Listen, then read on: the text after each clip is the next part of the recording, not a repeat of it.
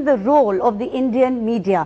تھوڑی دیر پہلے آپ نے بتایا یہ کہا اور بالکل درست کہا کہ the state of India, no matter what, is always united. Unfortunately, I have to admit the fact that the media of Pakistan is not united as far as the state of Pakistan is concerned. Very unfortunately. آپ یہ بتائیے کہ Indian media نے جو یہ پلے اپ کیا ہے اور ان کی وجہ سے C N N and B B C and particularly C N N میں 2 دنوں سے کوئی خبر دکھائی نہیں جا رہی ہے آل آف نارتھ امریکہ میں سوائے Mumbai blast. I mean it is a very یہ کہ آپ کو نہیں لگتا کہ بڑی ان نیچرل سی بات ہے یہ کہ American media is totally concentrating on these blast. They have finished off all their regular programs and everything is revolving around these blasts. So the Indian media has played its role, I would say, very smartly, very connivingly and very astutely, unfortunately for us. یہ بالکل حیرت نہیں ہے اس پورے situation میں کیونکہ میں اس کو تھوڑا ڈفرنٹ پرسپیکٹو سے دیکھ رہی ہوں. مجھے جو لگ رہا ہے وہ ہم پہلے سے کہہ رہے تھے کہ ہماری انسرکلمنٹ کر رہے ہیں اور یہ ایک ٹرائکا ہے یو ایس افغانستان اور انڈیا کا. سو یو ایس اور انڈیا تو ملے ہوئے ہیں اس ٹرائکا میں اور ان میں کافی کلیئرلی کافی ٹائم سے اس طرح کی چیزیں ہمارے سامنے آ رہی ہیں, ہمارے خلاف ہو رہی ہیں. اگر انڈین اور یو ایس میڈیا ملا ہوا ہے تو انڈین اور یو ایس اسٹیٹ بھی ملے ہوئے ہیں. اچھا مسئلہ کچھ یوں ہے کہ میں انڈین اسٹیٹ کو نہیں جو ہے ایکسکلوڈ کر سکتی اس پوری سچویشن میں. It's not just the Hindu fundamentalist یا ہندو ایکسٹریمسٹ کا ایشو.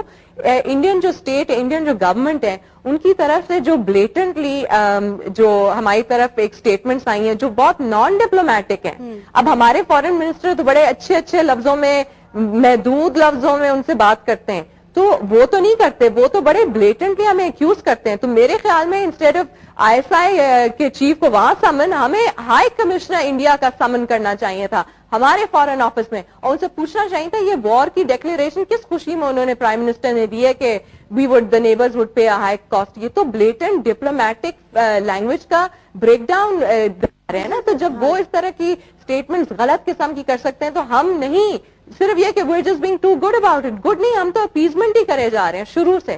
تو یہ ایک اسٹریٹجی ہے امریکہ اور یو ایس, امریکہ اور انڈیا کے ساتھ ان کی ملی جلی بھگت ہے. اور انڈیا نے ویسی ایکوزیشن اپنی جو ہے بڑھا دی ہے, ماڈرنائزیشن کر رہے ہیں اپنی فورسز کی, 4,000-5,000 افغانستان میں ان کے بیٹھے ہوئے ہیں اور یو ایس ان کو الاؤ کیے جا رہا ہے. تو یہ مجھے تو سرپرائزنگ نہیں لگ رہا, یہ it's all part of a plan. ہم کافی ٹائم سے کہہ رہے تھے this is part of a plan of destabilization of Pakistan, لیکن حکومت یا تو سمجھ نہیں رہی یا تو حکومت کے ہاتھ تھوڑے مضبوط نہیں ہیں. ہم تو کہہ رہے ہیں اپوزیشن اگر آپ کے ہاتھ مضبوط نہیں ہے, ہم کرتے ہیں آپ کے ہاتھ مضبوط. یہ پاکستان کی بقا اور اسٹیٹ کا معاملہ ہے, یہ اب آپ کی حکومت کا معاملہ تو ہے نہیں.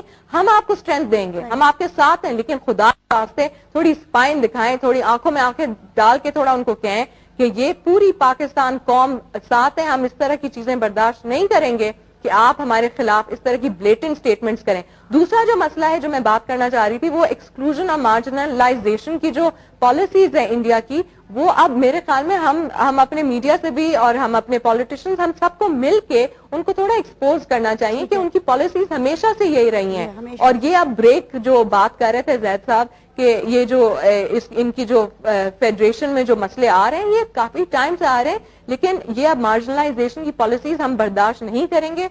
کشمیر میں جو زیادتیاں ہو رہی ہیں ہم تو کافی ٹائم سے کہہ رہے ہیں یہ اب نہیں آگے چلے گا. یہ وقت آ گیا ہے کہ انڈیا اب جواب دے, پوری دنیا کو جواب دے کہ یہ جو انہوں نے جو ڈرامہ کیا ہوا ہے ڈیموکریسی کا, کس قسم کی ڈیموکریسی ہے جہاں اتنی ہیومن رائٹس وائلیشن. ٹھیک ہے, چلتے ہیں زید حامد صاحب کی طرف. زید صاحب بھی coming to the close of this programme, لیکن میں آپ سے یہ پوچھنا چاہوں گی کہ وی آل اگری کہ ایک نیکسس ہے کہ امریکن, انڈیا اور افغانستان. ہم نے پچھلے دنوں دیکھا کہ افغانستان میں بھی, کیونکہ حامد کرزائی صاحب الیکشن لڑنے جا رہے ہیں ارلی نیکسٹ ایئر, اور انہوں نے بہت سی ایسی باتیں کہیں کہ جی ہم طالبان سے بات کر رہے ہیں وغیرہ وغیرہ وغیرہ. اور یہ طالبان کے جو وہاں پہ لیڈرز ہیں انہوں نے افغانستان کے ایک کاندہار کے قریب کسی جرنلسٹ کو بتایا ہے, اور جو رپورٹ ہوا ہے کہ جی ہمارے بیچ میں کوئی بات نہیں ہوئی ہے, اور یہ this is all a game, this is all a game to get votes and get re-elected next year. وہ تو خیر ویسے بھی جیت جائیں گے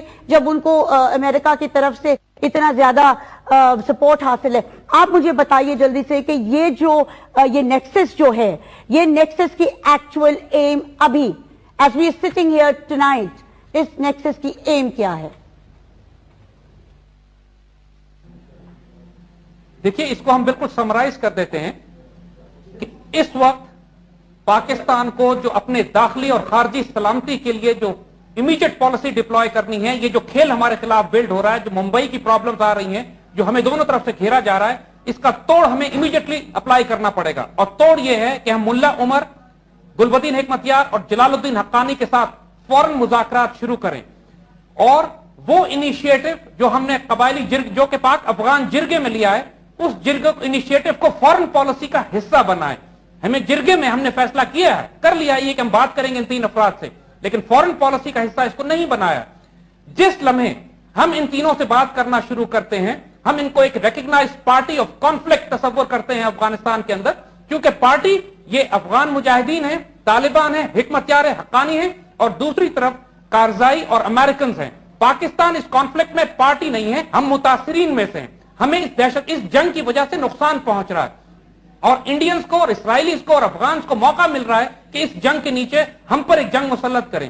لہذا ہمیں پورا حق ہے کہ جب ترکی میڈیٹ کر سکتا ہے, ایران میڈیٹ کر سکتا ہے, اٹالین انیشیٹو ہے, فرینچ انیشیٹو ہے, سعودی عرب کی حکومت جو ہے وہ انوالو ہوئی بھی ہے, کارزائی خود بات کرنے کی بات کر رہا ہے, تو پاکستان کو کس نے روکا ہے کہ ہم اپنے مفاد اور انٹرسٹ کے لیے, خاص طور پہ ان خطرات کو دیکھتے ہوئے کہ اگر اوباما نے اپنی فوجیں عراق سے نکال کر افغانستان پہنچا دیں, جو اس کا ارادہ ہے کہ میں کروں گا, اس وقت 30,000 امریکن وہاں موجود ہیں, اگر ان کی تعداد 1 لاکھ یا 1.5 لاکھ تک ہو گئی, پھر ہمارے لیے بہت بڑی مصیبت کھڑی ہو جائے گی. ہم دو طرف انڈیا اور امریکن سے نہیں لڑ پائیں گے, اور یا لڑیں گے تو ہمیں قربانی زیادہ دینی پڑے گی. ہمارے جو نیچرل الائز ہیں, افغانستان کی سرحد کو محفوظ کرنے کا یہی طریقہ ہے کہ ہم امریکنز کے ساتھ ری نیگوشیٹ کریں, کارزائی کو تھریٹن کریں, اور افغان طالبان, حکمتیار اور حقانی کو اپنی طرف لا کے ایک دفعہ ان سے ہم نیگوشیشن شروع کرتے ہیں, تو ٹرائبل ایریاز میں جتنے ایسٹس ہیں جن کو انڈیا سپورٹ کر رہا ہے, ان کو یہ خود افغان مجاہدین ختم کر دیں گے. ہمیں اپنے ڈیفنسز کو فوراً مضبوط کرنا ہے, نہ امریکنز کی, نہ کارزائی کی, نہ انڈینز کی چالوں میں نہیں آنا. ہمارے پاس 2 مہینے کی ونڈو ہے زیادہ سے زیادہ. اگر اوباما الیکٹ ہو کے اس نے اپنی چینج کی پالیسی ڈپلوائے کی اور فورسز انکریز کی اس نے افغانستان میں, اور ہم نے کوئی انگیجمنٹ نہیں کی افغان طالبان کے ساتھ, اور کوئی اپنی فورن پالیسی پارلیمنٹ میں ڈسکس کر کے ری ڈیفائن نہیں کی, تو ہم کو 2 محاذوں پہ ہائی انٹینسٹی کانفلکٹ لڑنا پڑے گا. حکومت وقت کی ذمہ داری ہے کہ اس آنے والے خطرے کو دیکھے, ورنہ کل قوم ان کو معاف نہیں کرے گی. ٹھیک.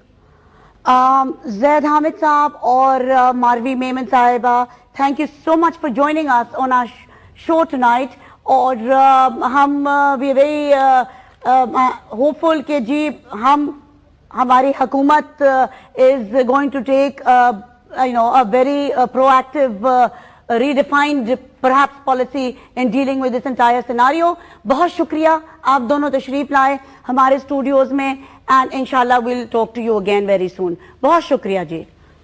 Viewers, with that we come to the close of tonight's مجھے اختلاف ہے, اور ہم اسی امید کے ساتھ کہ یہ جو پاکستان کے اوپر ایک انسٹنٹ شعلہ برسایا گیا ہے, اور یہ آپ دیکھ لیں کہ یہ کہیں بھی in the past, in this decade کی اگر ہم بات کریں, اتنی immediate response as if it was all pre-planned کہ یہ ہوگا, اور first statement coming from the Indian government would be that Pakistan is involved.